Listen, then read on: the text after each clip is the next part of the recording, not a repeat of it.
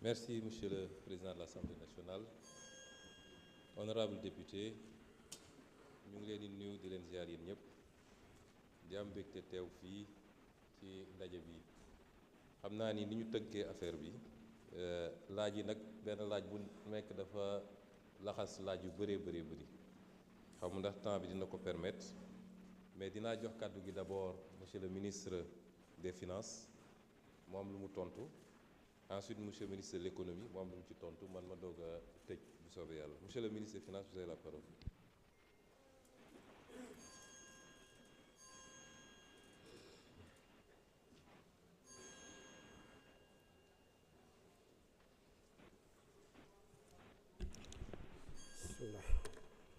Monsieur le Président de l'Assemblée nationale, Monsieur le Premier ministre, Mesdames, Messieurs les membres du gouvernement,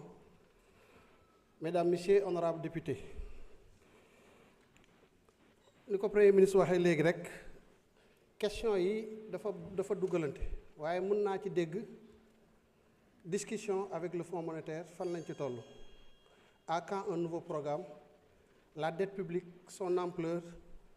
quel traitement pour la dette publique. Si je synthétise de manière véritablement schématique question yi ñu laaj. Les discussions avec le Fonds se passent très bien, contrairement à ce que pourraient penser certains. Il se passe très bien. Maintenant, on l'a dit, si on se rappelle maintenant de l'enchaînement des événements, le 26 septembre, publication de l'audit du rapport de l'Inspection générale des finances. 12 février, certification du rapport de l'IGF par la Cour des comptes. Et c'est à partir de ce moment qu'on peut parler de négociations, de discussions avec le Fonds monétaire sur la situation économique et financière du Sénégal. Cette phase a été matérialisée par une lettre que nous avons adressée au DG du Fonds le 28 février avec une matrice des mesures de réforme pour acter les écarts que nous avons constatés dans la publication des informations antérieurement dans le cadre du programme que nous avions avec le FMI. Depuis lors, les discussions sont en cours, mais il faut le dire, nous l'avons tous constaté. On est passé de 74% de taux d'endettement, 5,4% en moyenne sur la période, à un taux d'endettement de 119%, avec un déficit budgétaire à fin décembre 2024 de 13,4%. Mais wax dëgg yàlla bu ngeen gisee écart yi am ci données yi di ngeen mën a comprendre pourquoi le FMI, mais véritablement sur le dossier du Sénégal, veut y aller avec assurance, avec véritablement sûreté, de façon à ce que si nous dépassons cette situation, qu'on ne puisse plus revenir et parler de misreporting, c'est-à-dire écart dans la communication des données. Voilà la situation sur le Sénégal. Donc, à partir de février, nous avons fait ce que nous avons appelé un inventaire sur la dette. Parce qu'un audit porte sur des échantillons.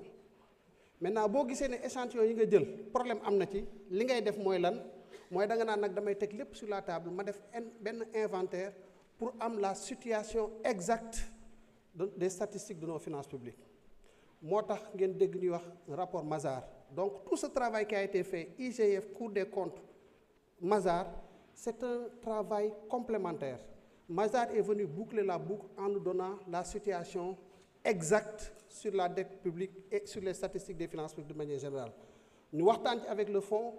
il fallait faire la réconciliation des données, s'accorder exactement sur les chiffres, ce que nous avons fait. Et il y a une date importante dans le processus de discussion, c'est le 3 octobre 2025, où un conseil d'administration informel du FMI s'est tenu sous la présidence de la directrice générale.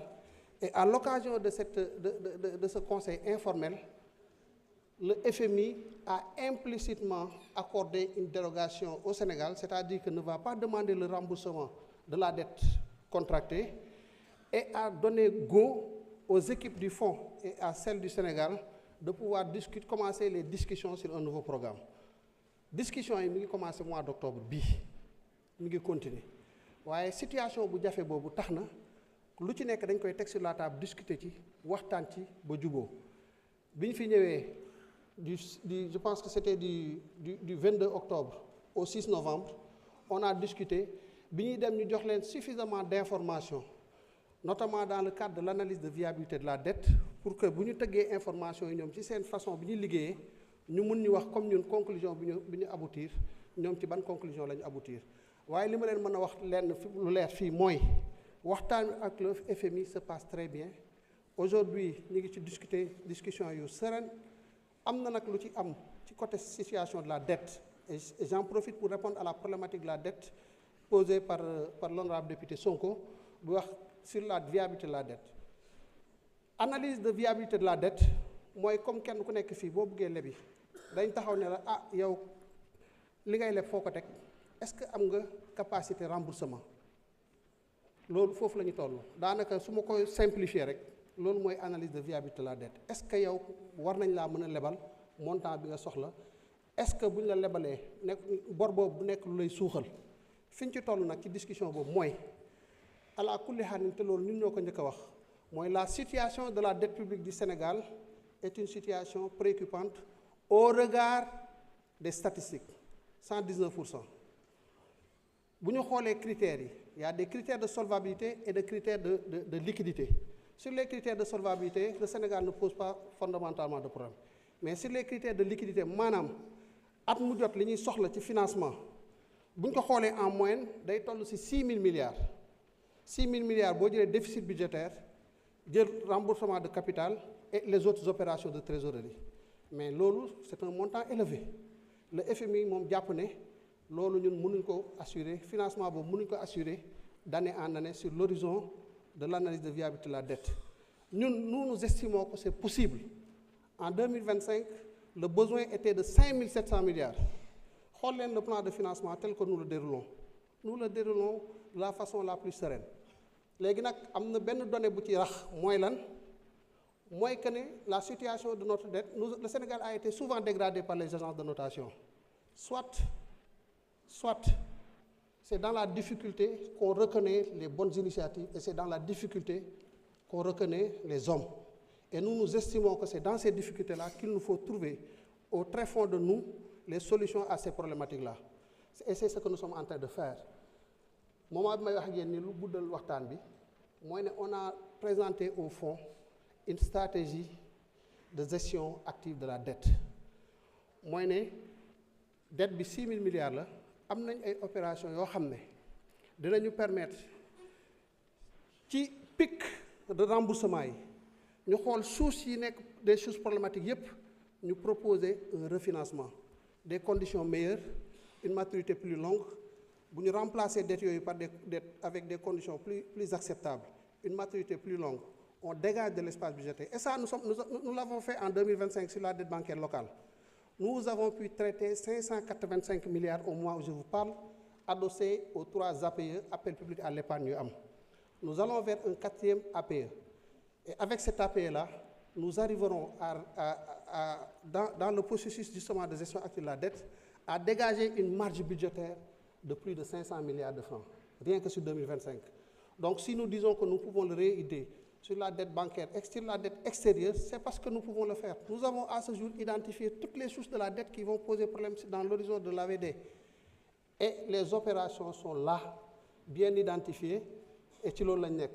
Le Premier ministre, vous l'avez compris, nous a amené avec lui lors d'un dernier voyage. Et il y a beaucoup de choses qui se disent. Il y a des opérations que nous faisons avec d'autres partenaires. Et au moment où je vous parle, quand on est dans ce contexte-là lu ci bari da nga koy lijjanti di ko dox ba tënk ko ba mu wér péng nga doog ci mën a wax waaye nous vous donnons une assurance sur le fait que les négociations avec le fonds se passent très bien la problématique de la dette elle est là mais nous allons la gérer et nous sommes sur la voie je vous remercie. Monsieur le ministre de l'économie.